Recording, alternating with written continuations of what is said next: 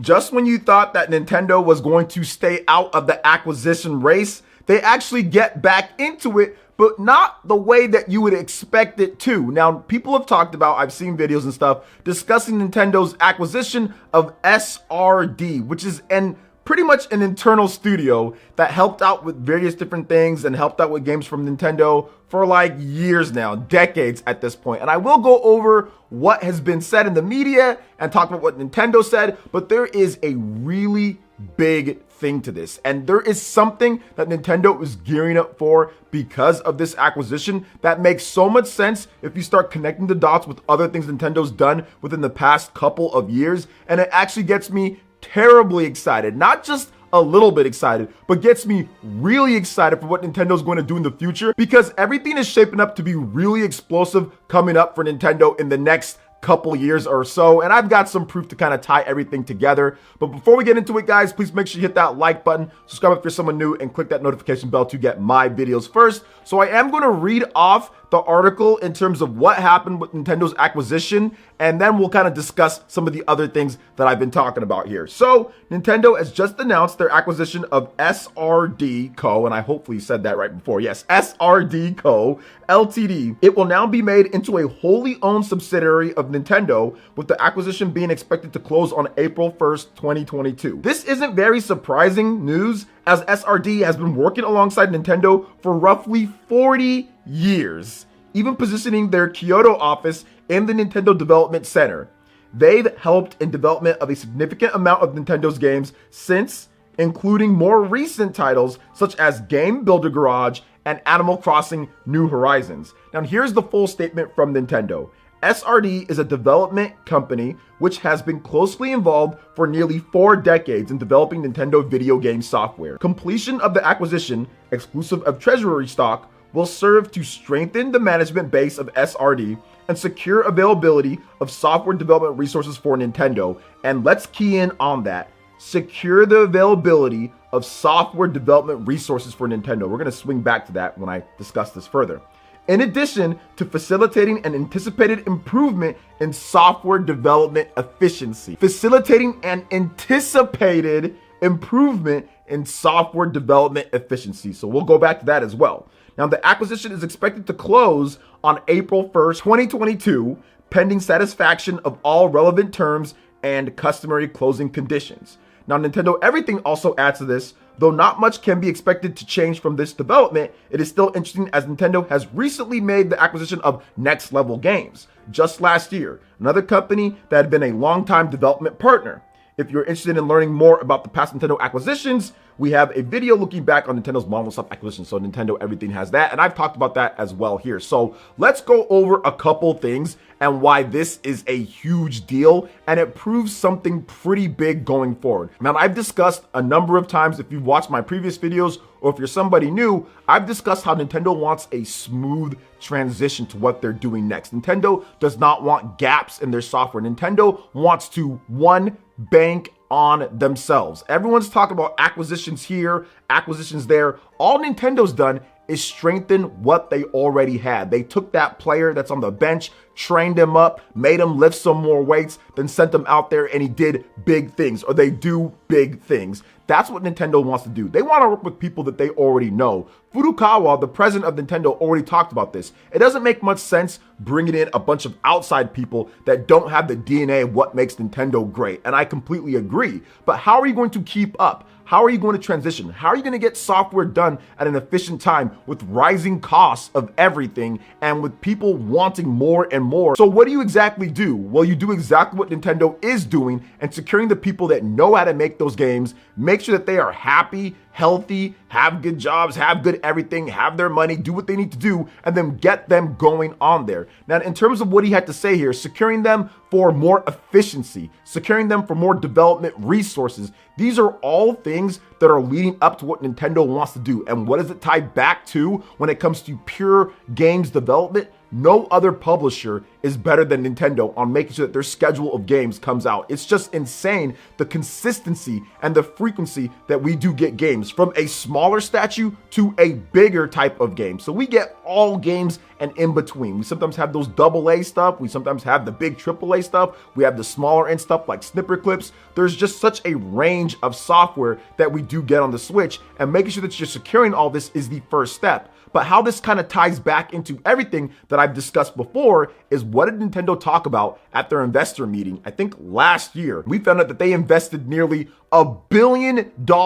So what you would pay for sometimes multiple studios, heck, I think Insomniac was only 220 something million or something like that, right? So that would be the amount that you see other companies like Sony or Microsoft paying for multiple different studios, or in Microsoft's cases, a fraction of a certain publisher or multiple different studios. But Nintendo took that money and they reinvested it back into themselves. They are banking on themselves. This SRD acquisition, the Next Level Games acquisition, and the $1 billion of investment into internal first-party games shows that they are banking on themselves, but they're also gearing up and getting ready for the next generation of Nintendo Switch systems. So you're probably going to see that system maybe sooner than you thought, or maybe even a little bit later than what some people felt. I do think that this leads to a 2024 launch, because what do you need? If you're getting all these resources and stuff ready, you need at least minimum of 2 years. Nintendo's obviously been planning this since last year, since they talked about it. So you can even say, hey, 3-year development cycle for different games coming out for the next gen Switch. You put it on the current gen Switch as well, have it a dual launch, or it can be exclusive depending on what game it is and the audience that you want to hit. And then you have that from 2021, 2022, 2023, 2024. So I guess that would be 3-4 years or so to make some of these games. Or if they're starting up this year at this point and the system launches in 2024, like I think it will, then you have 2-year development cycle or so. So to me, this all just kind of gels. It kind of fits together. And that's what this acquisition says. It means big things for Nintendo going forward and what they're going to do with their first party development software and the pace that they want to have it out. They don't want any barriers in between the people who have helped them make their riches that they've made when it comes to SRD, when it comes to Next Level Games. And heck, I would say even Intelligent Systems might be purchased if there is a threat of Intelligent Systems going somewhere else or leaving. I think that might be the next thing that Nintendo will announce when the time is right. Maybe when the next Fire Emblem game is coming out, they'll talk about that there. But at the end of the day, what Nintendo is doing is that they're going with the developers that they know can help them make the games that they make best. They are loading up with those games and they are investing in those games. So SRD is going to help them make all the games that they've always been making, and it's going to strengthen the efficiency of when they get those games out. And that's what the most important thing is here. Not only do you need to have those development resources to make those games, but you have to have the efficiency. Like, nobody wants it to be the Wii U era where the release schedule was kind of wonky and certain things were all kind of mixed around. Or even if you look at like Microsoft, obviously they have a ton of resources, but it's going to take time. We don't have anything from them. Like in the first half, there's like no big first party games. People were talking about Crossfire X. That game's terrible. Or even if you look at Sony and what they're doing, yeah, they have a few big games, but it's spread out. Like, they've got 3 big ones that we know about when it comes to God of War, also Horizon Forbidden West, and Gran Turismo. And that's awesome. That's really good. And there's probably a bit more that they have too that they haven't talked about, but that's really good. But that wouldn't be enough to satisfy the Nintendo fans. We need like 6 or 7 first party games a year for us to even be happy. And some people, that's not even enough for them, because you're not going to like every single game. And that's what you see consistently from Nintendo. Now, they're not of the quality when it comes to graphics of some of these other games out there, but it's still consistently games coming out. So even if you look at it from this year, from a first party standpoint, you know, we've had big games come out. We've had stuff like Pokemon, right? We have Kirby coming out. We have Triangle Strategy. That's with Square Enix coming out as well. But then you also see other stuff like Nintendo Switch Sports, and you also see other things like Fire Emblem 3 Hopes and also Mario Strikers Battle League. These are the type of games that you're going to get on an efficiency base. Not necessarily the biggest or highest budget, but it's efficient. It's good, people are going to like them, and that can help supplement to when you get the big, huge AAA games out, like Legend of Zelda Breath of the Wild 2, like a new Mario game, like a new Smash Brothers game, like a big new Pokemon game. Games like that just take a lot of time or effort, or take just a lot of marketing push, because they're gonna sell millions upon millions of copies. So that's what I think that this is gearing up for with that. It solidifies everything, and once again, it proves that Nintendo is gearing up for their next generation run. like I stated a little bit before, and I've talked about it in my videos, I do feel that Nintendo is going to aim for a 2024 launch for the next generation Switch. I think that 2022 is the last year of super strong AAA big support. 2023 will be a fading year, just like 2016 was to the Nintendo Switch and the Nintendo Wii U, where 2016, the first half of the year had a few games and the last half was empty. Then they announced the system, then it launched early that year. I think that what they can do is have a few games for 2024. They talk about it like at E3 or before that, and then it launches that year, or maybe they even wait a little bit and maybe it's early 2025, but I do feel that it's going to be 2024. This will be the last big, strong year with those big first-party titles just because of development cycles, and they are gearing up, getting ready to go for that next system out there. And I think that 2023, like I said, will be a little bit more of a cool down than 2024. It's all systems go for the next gen Switch, and these acquisitions and them investing that billion back into it is going to show what Nintendo can really do when it comes to game amount and efficiency. Because you also have to look at it this way.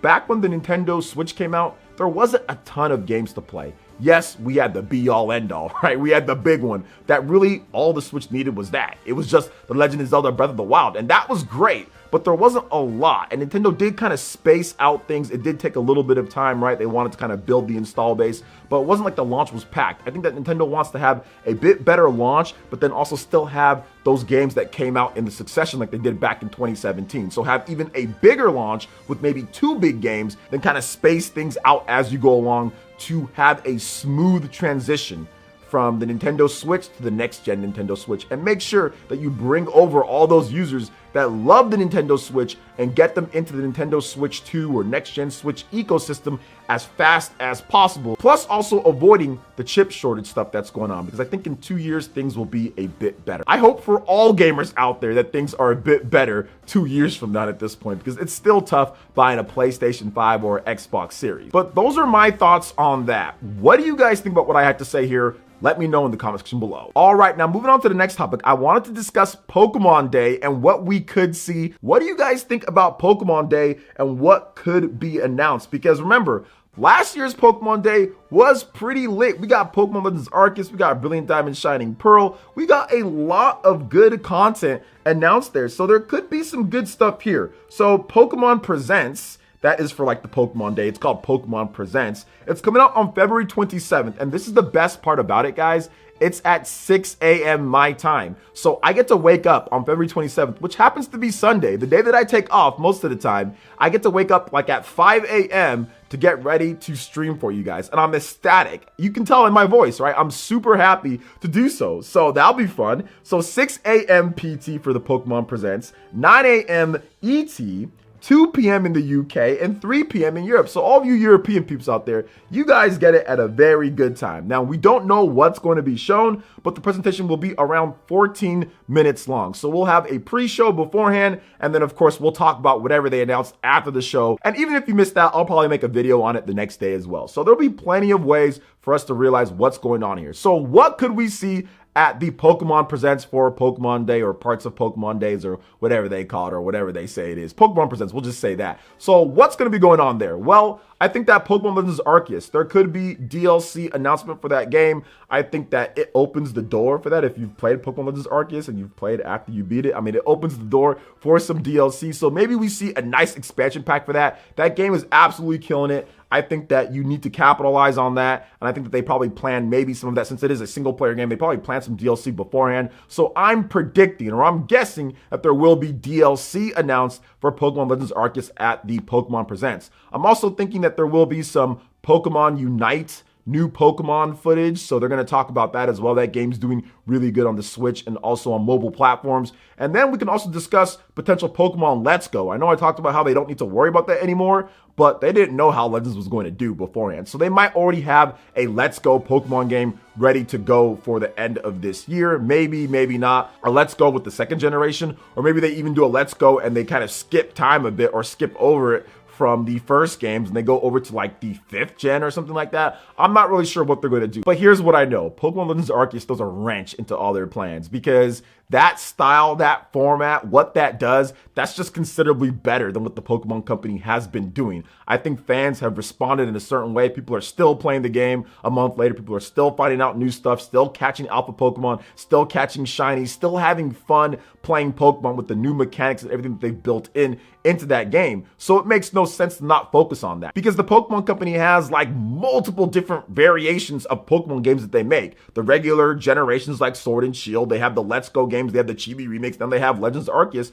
There's no need to have all that. You know what I'm saying? There's really no need. So we'll see what they announce. Now, some people feel that Gen 9 is coming. I don't think so. I think it might be a little bit too early for Gen 9, not because it wouldn't fall in the development line, because it does, just because I think Pokemon Legends, once again, might throw a wrench into those plans. Maybe they take a little bit more time with the next generation of Pokemon. You'll have a bigger install base as well if you wait. So I think that could be it, but I'm not really sure. So I do want to hear what you guys think. What are your predictions for the Pokemon Presents? Once again, going down this Sunday, 6 a.m. PT, 9 a.m. Eastern time. I will be streaming it on the channel. I'll be going live a little bit beforehand to get your impressions and your thoughts. So make sure you hit the notification bell, you subscribe if you're someone new and all of that. And I will get you guys ready for the Pokemon Presents this Sunday. So what are your thoughts on everything that we discussed here? Let me know in the comment section below. All right, guys, that wraps it up for this video here. Thank you so much for watching. I do appreciate it. Please make sure you hit that like button, subscribe if you're someone new, click that notification bell, and I will see you for the next video. Peace.